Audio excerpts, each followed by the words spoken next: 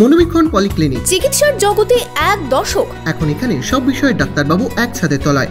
Phone করুন 7477799515 এই নম্বরে। শনিবার উপনির্বাচনে বাংলার 6 বিধানসভার আসনে জয় জয়কার তৃণমূলের। এই জয়ে উচ্ছ্বাসে মাতলেন শাসক দলের কর্মী সমর্থকেরা, যে ছবি ধরা পড়েছে ফরাক্কায়। আপনার আনন্দে আমাদের উদযাপন। বিয়ে হোক বা পার্টি, বহরমপুরে এবার luxury banquet hall at golden retreat.